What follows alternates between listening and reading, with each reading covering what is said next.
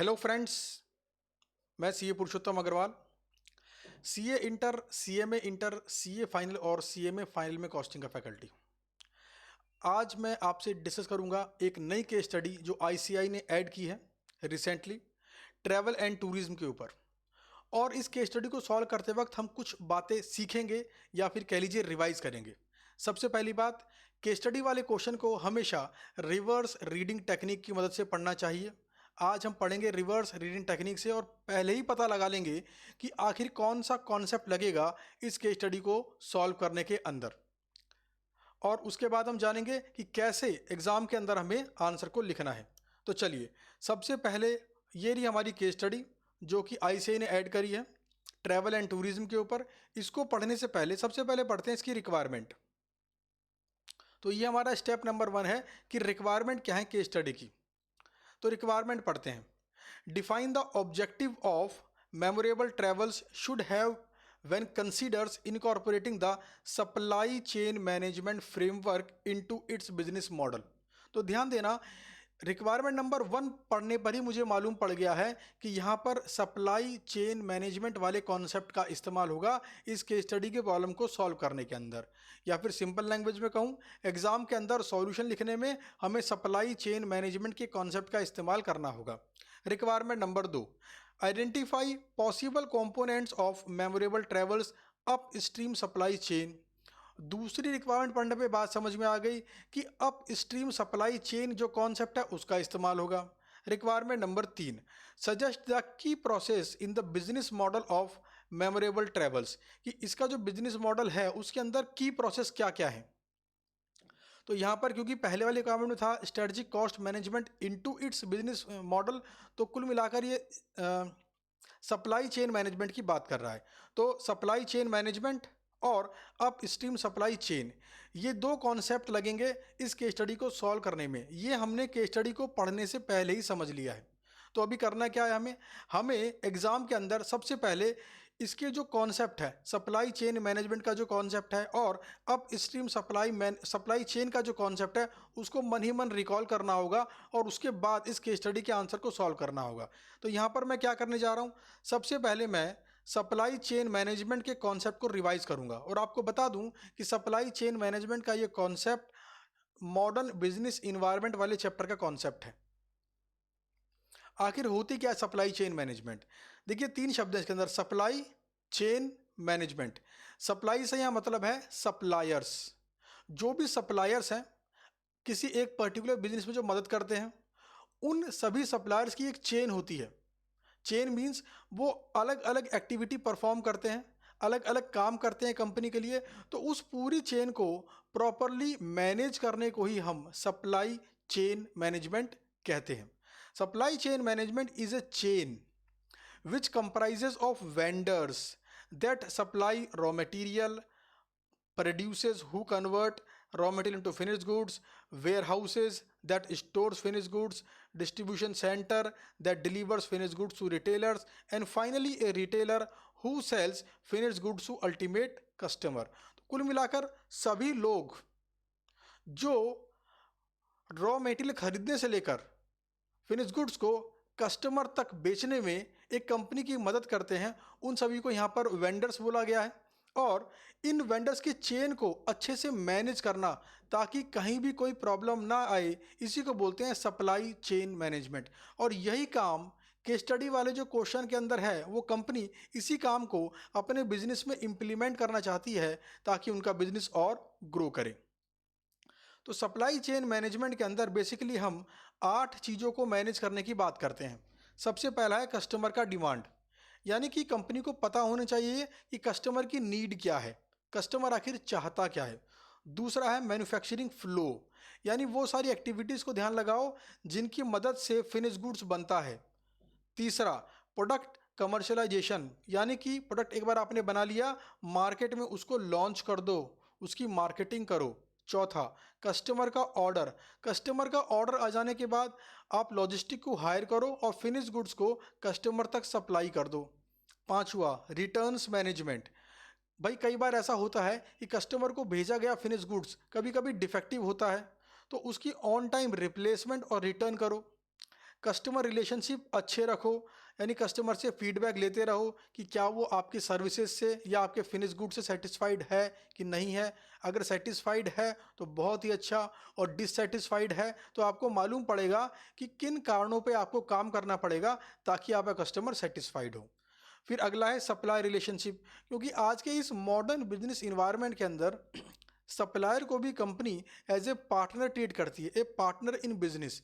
यानी कि सप्लायर अगर अच्छे से कोऑर्डिनेट करेगा आपकी सारी एक्टिविटीज़ को, और जो भी उसको एक्टिविटी करनी है अपने एंड पर, अगर उस एक्टिविटी को वो टाइम पर करेगा तो उससे कंपनी का बिजनेस ग्रो करेगा। तो उनके संग भी आपके रिलेशनशिप अच्छे होने चाहिए। फिर अगला है कस्टमर सर्विस मैनेजमेंट, जो सर्विस का वादा आपने कस्टमर को किया है वो सर्विस को टाइम पर मिल जानी चाहिए। तो ये है सप्लाई चेन मैनेजमेंट का कॉन्सेप्ट। तो कॉन्सेप्ट हम समझ गए हैं। अच्छा जी, सप्लाई चेन मैनेजमेंट फ्रेमवर्क का यहाँ पे इस्तेमाल होगा, कॉन्सेप्ट को हमने रिकॉल कर लिया।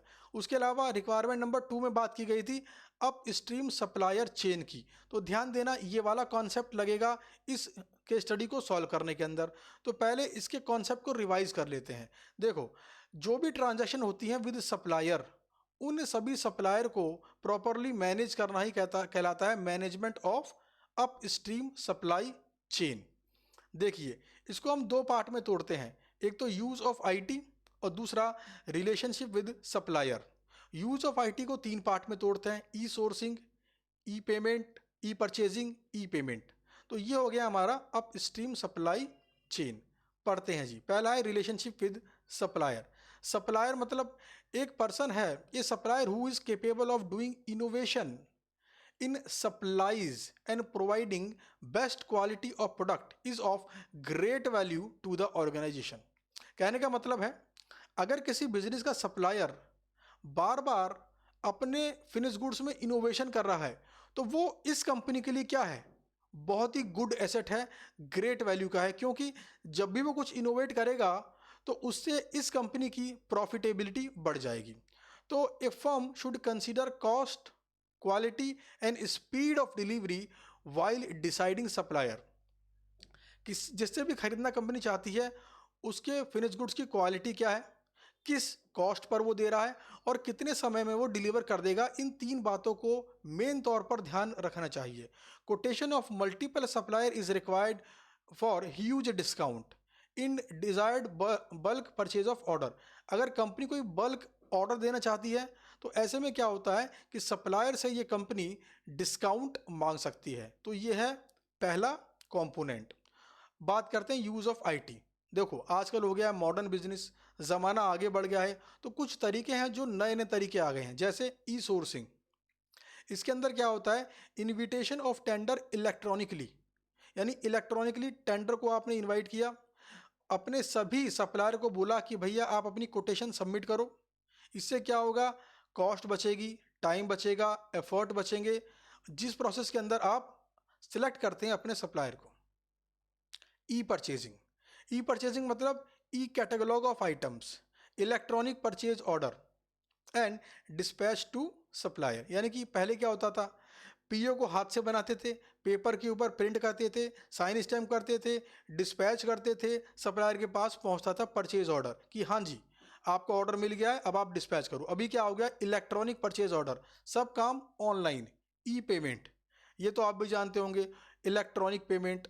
अभी कैश देना और बैंक में जाके डिपॉजिट करना, ये तरीके थोड़े से पुराने हो गए हैं। आजकल लोग ई पेमेंट लेते हैं। उसमें फ़ायदा क्या है, एक तो फास्टर पेमेंट है और दूसरा गलती होने के चांसेस भी कम हो जाते हैं। तो देखो मैंने क्या करा, मैंने सबसे पहले केस स्टडी की रिक्वायरमेंट को पढ़ा। रिक्वायरमेंट को पढ़ने के बाद मैं समझ पाया कि कौन सा कॉन्सेप्ट लगेगा इस केस स्टडी का आंसर को लिखते वक्त। यहाँ पर मैंने दोनों कॉन्सेप्ट को पहले रिवाइज कर लिया। एग्जाम में क्या होगा, ये कॉन्सेप्ट आपको याद होंगे तो इन दोनों को आप मन ही मन रिकॉल कर लोगे। अब इन सबको कर लेने के बाद अब हम पढ़ेंगे केस स्टडी। एग्जाम में आपको ऐसा ही करना है। अब केस स्टडी पढ़ेंगे धीरे धीरे और हर बात के ऊपर समझते हुए चलेंगे। Memorable travels is a tour operator offering holiday packages to a variety of customers. ये क्या प्रोवाइड करते हैं, हॉलीडे पैकेजेस।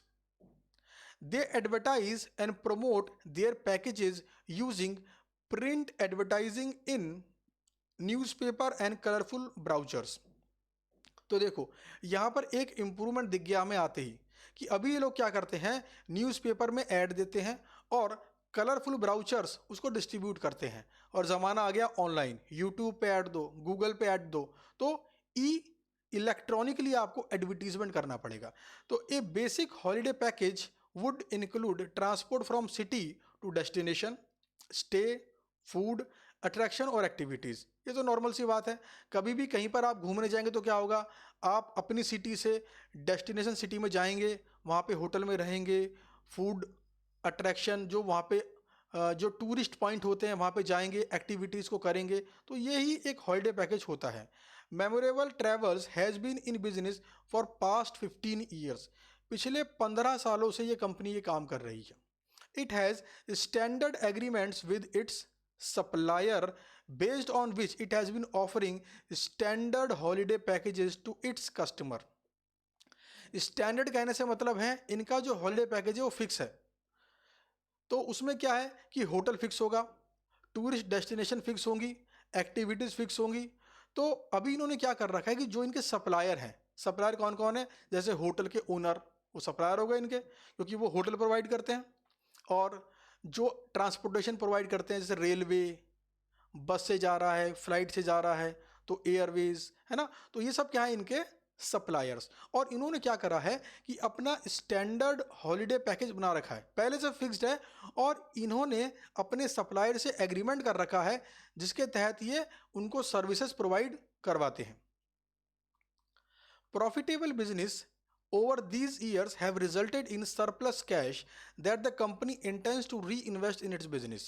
यानी कंपनी ने पिछले 15 सालों में बहुत पैसे कमाए हैं और कंपनी अब फिर दोबारा से अपने बिजनेस में री इन्वेस्ट करना चाहती है। कहने का मतलब यह है कि 10 से 15 साल के अंदर नॉर्मली बिजनेस करने का तरीका और कस्टमर की रिक्वायरमेंट दोनों बदल जाती हैं। तो ये कंपनी भी वही बात सोच रही है।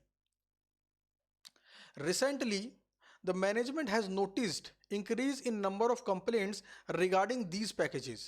This has resulted in lesser number of customers opting for these tours।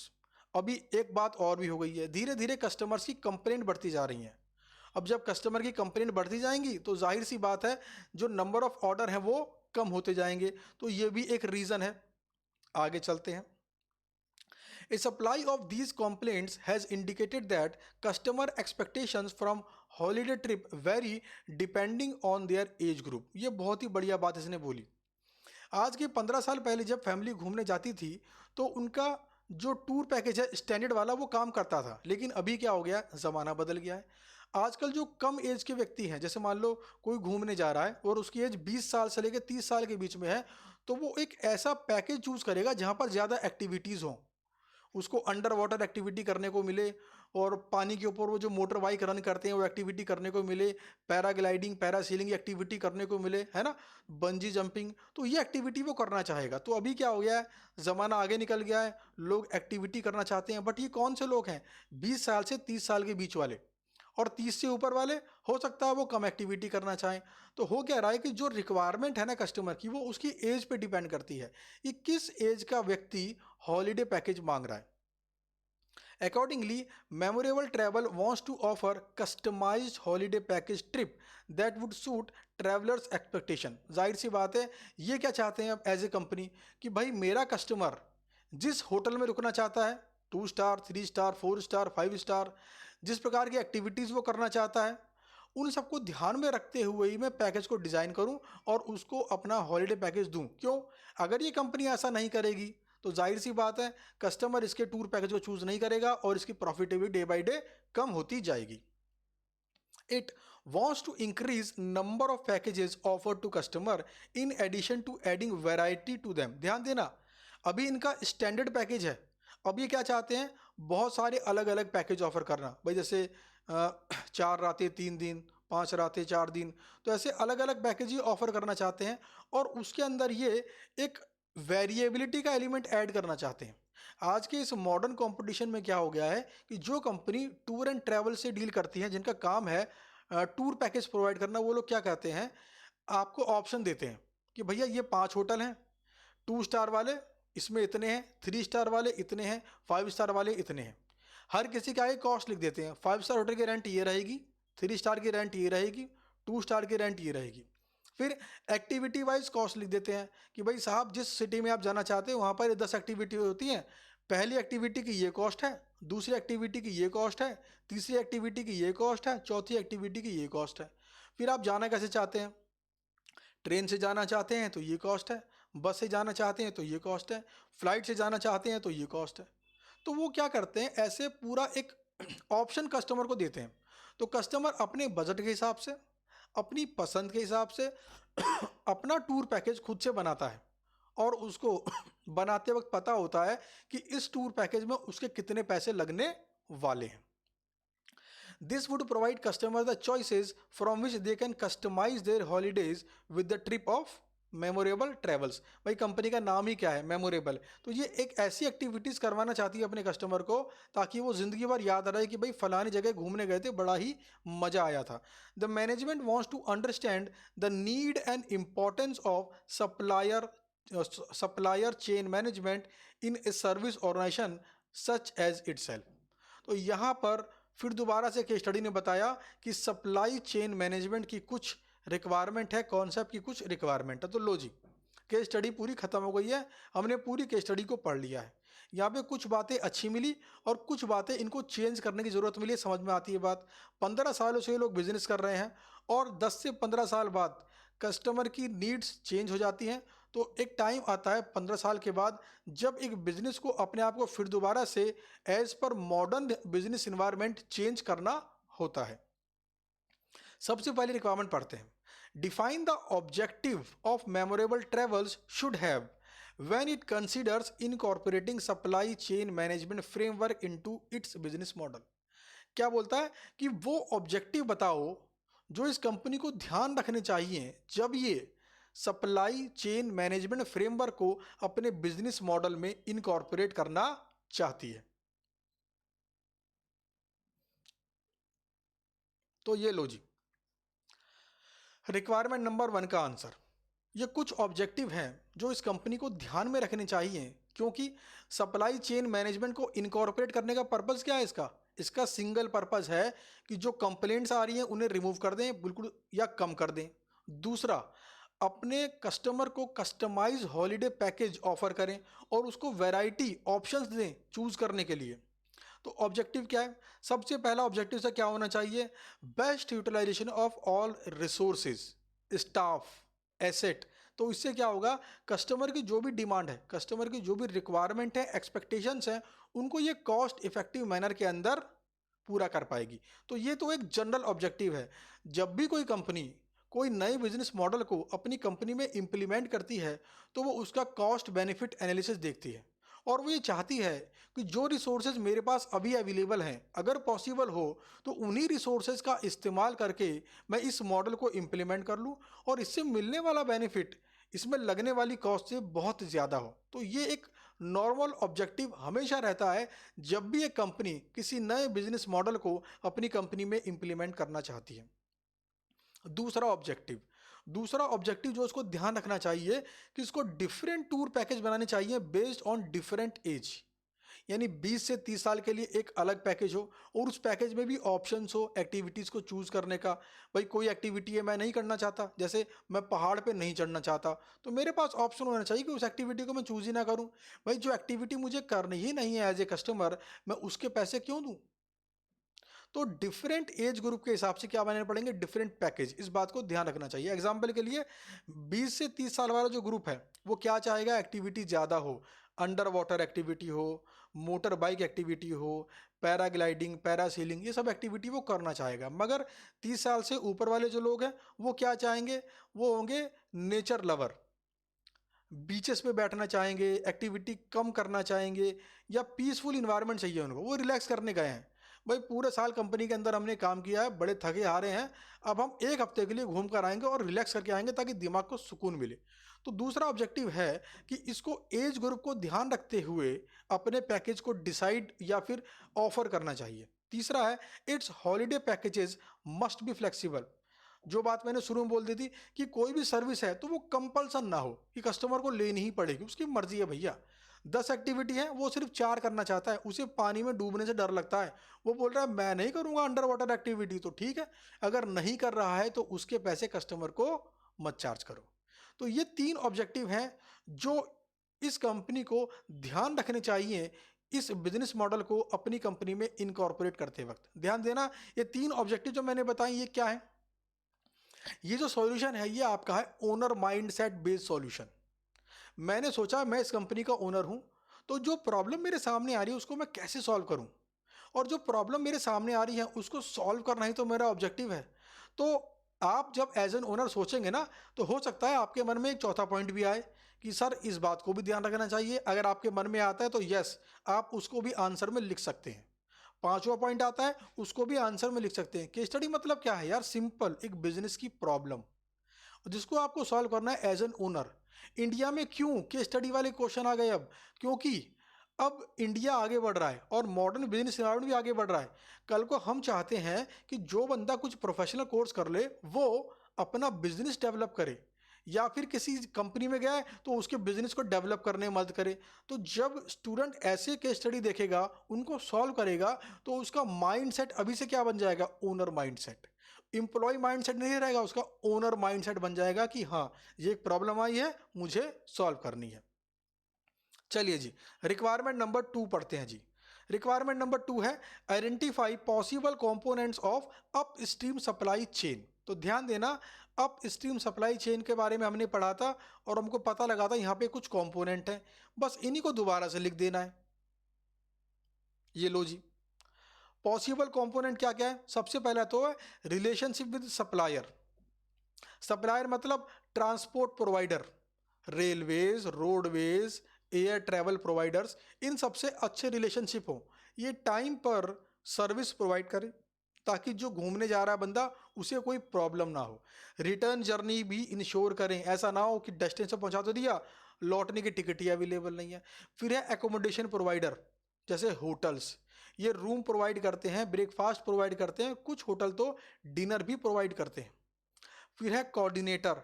Coordinator मतलब वो व्यक्ति जो आपको एक्टिविटीज़ को करने में आपकी हेल्प करता है। मतलब आप उस सिटी में पहुंच गए, वहां से आपको पिक करेगा और आपको लेके जाएगा अट्रैक्शन पॉइंट पर, एक्टिविटीज़ पॉइंट पर, और आपको बताएगा कि साहब ये 4 एक्टिविटी आपने चूज करी थी और ये 4 एक्टिविटी आप जाके कर सकते हैं। उसे बोलते हैं कोऑर्डिनेटर। तो ये सब क्या है? सप्लायर। फिर उसके बाद है अवेलेबिलिटी ऑफ लोकल रेस्टोरेंट। ध्यान देना, जब कोई भी घूमने जाता है तो उसको एक ऐसी जगह भेजो घूमने के लिए आप जहां पर लोकल रेस्टोरेंट अवेलेबल हो, क्योंकि वहां का वो लोकल फूड भी तो खाना चाहेगा ना। किसी जगह गया, वहां पे लोकल फूड क्या चलता है, वहां पे कौन सा फूड फेमस है, उसको वो खाना चाहेगा। तो लोकल रेस्टोरेंट में क्या होता है, लोकल जो फूड होता है वो आराम से मिल जाता है बहुत ही कम कॉस्ट पर। तो कंपनी को इंश्योर करना है कि भाई ये सब सप्लायर उस जगह अवेलेबल हो और इससे कंपनी के अच्छे रिलेशनशिप हो, मतलब वो कस्टमर को अच्छी सर्विस दे। फिर उसके बाद है यूज ऑफ आईटी। जमाना बदल रहा है, ई सोर्सिंग, ई परचेजिंग और ई पेमेंट, ये अगर कंपनी ने अपने बिजनेस में इंप्लीमेंट कर दी तो अभी ऐसा नहीं है कि सिर्फ हिंदुस्तान को माल बेचेगी कंपनी, पूरे वर्ल्ड के अंदर अपने टूर पैकेजेस को बेच सकती है। कस्टमर के पास ऑप्शन है, ऑनलाइन ही चूज कर लेगा कौन सी एक्टिविटी करनी है कौन सी नहीं करनी है, पेमेंट भी ऑनलाइन कर देगा। अब रही बात सप्लायर की, तो अगर ये काम आप ऑनलाइन करते हो तो वर्ल्ड वाइड जितने भी सप्लायर्स हैं उनको आप ऑनलाइन बोलो कि भैया आप ऑनलाइन ही कोटेशन दो, हम ऑनलाइन ही आपको चेक कर लेंगे। और जब एक बार होगा ना कि फाइनल हो गया L1 लोवेस्ट वन, उसके बाद आएंगे भाई एक बार देखने के लिए कि क्या क्या एक्टिविटी आप प्रोवाइड करोगे और क्या क्या सर्विस आप दोगे और कैसे हमारे कस्टमर को आप हैप्पी फील कराओगे। तो ये थी रिक्वायरमेंट नंबर 2। अब आते हैं जी रिक्वायरमेंट नंबर 3 पर। रिक्वायरमेंट नंबर 3 है सजेस्ट द की प्रोसेसेस, यानी वो कौन कौन से मेन प्रोसेस हैं जो की प्रोसेस हैं इसके बिजनेस मॉडल के अंदर जो अभी इंप्लीमेंट करना बाकी है। तो लो भैया, सबसे पहला की प्रोसेस है कस्टमर डिमांड। कस्टमर डिमांड मतलब ये पता हो कि कस्टमर चाहता क्या है। इसके अंदर क्या क्या आती है? मेन बात तो वही, कस्टमर चाहता क्या है। दूसरी बात, जो कस्टमर चाहता है वो सर्विस सर्विस के बारे में अपने सप्लायर से इंफॉर्मेशन शेयर करो। मान लो कस्टमर चाहता है कि 5 स्टार होटल में रहना है मेरे को, तो सप्लायर को बोलो कि क्या आप 5 स्टार होटल इसके लिए अरेंज कर सकते हो। उसके बाद सप्लायर की परफॉर्मेंस को मॉनिटर करो। ऐसा तो नहीं पहले उसने हर बात में हाँ कर दी और जब एक्चुअल में सर्विस दी तो मज़ा नहीं आया। गलती कर रहा है, सर्विस अच्छी नहीं है, उसके ऊपर पेनल्टी लगाओ। कस्टमर से फीडबैक लो, क्योंकि कस्टमर का अच्छा फीडबैक ही बताएगा कि आपने किस तरीके से सप्लाई चेन को मैनेज किया है। अगला है मैन्युफैक्चरिंग फ्लो। मैन्युफैक्चरिंग फ्लो मतलब वो सारी एक्टिविटीज़ करो जिससे कस्टमर को एक बेस्ट सर्विस मिले। एग्जाम्पल के लिए स्किल्ड स्टाफ हो आपकी कंपनी के अंदर, आपकी कंपनी का स्टाफ बड़ा स्किल्ड होना चाहिए और फ्रेंडली, ताकि वो कस्टमर को अट्रैक्ट करे और कस्टमर को उनकी लोकल लैंग्वेज के अंदर हॉलीडे पैकेज के बारे में समझा सके। और इसके लिए कंपनी को चाहिए डायनेमिक वेबसाइट। डायनेमिक वेबसाइट मतलब 5 ऑप्शन आ रहे हैं, कौन सी एक्टिविटी करनी है उसे चूज़ करो, बाकी को छोड़ दो। फिर उसके बाद है प्रोडक्ट कमर्शलाइजेशन। एक बार कंपनी ने मल्टीपल पैकेज बना लिए, फिर मार्केट में लॉन्च कर दो, उसकी मार्केटिंग करना चालू कर दो। और आज का जो मॉडर्न मोड है एडवर्टाइजिंग का, यूट्यूब एडवर्टीजमेंट, गूगल एडवर्टीजमेंट, इसे कंपनी को चूज करना चाहिए। Customer order. एक बार कस्टमर का ऑर्डर मिल गया तो जो भी प्रोमिसेस आपने किए थे कि आपको कॉम्प्लीमेंट्री ब्रेकफास्ट देंगे, आपको ये एक्टिविटी कॉम्प्लीमेंट्री देंगे, तो वो सब काम करने होंगे। Returns management.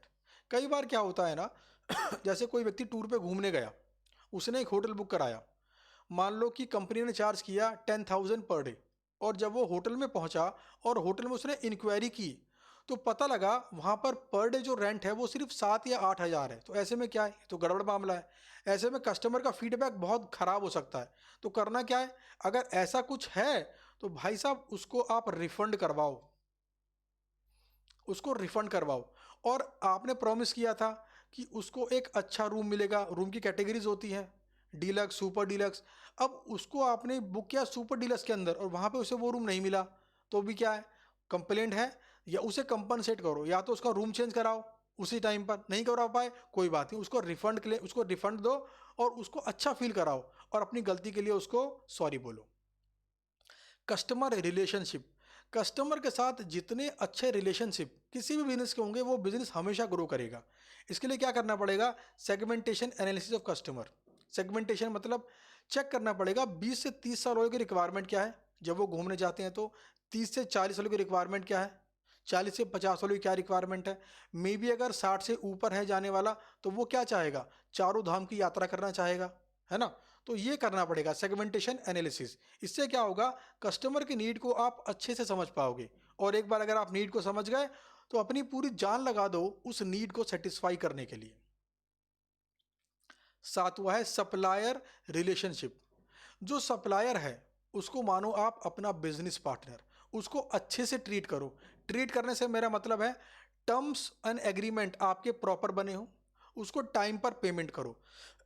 फिर उसके बाद दूसरा स्टेप है पोटेंशियल सप्लायर ढूंढो जो प्रोवाइड कर सके वो सर्विस जो आपका कस्टमर चाहता है। आठवां पॉइंट है कस्टमर सर्विस मैनेजमेंट। कस्टमर को जो सर्विस आपने ऑफर की है वो उसे ऑन टाइम मिलनी चाहिए।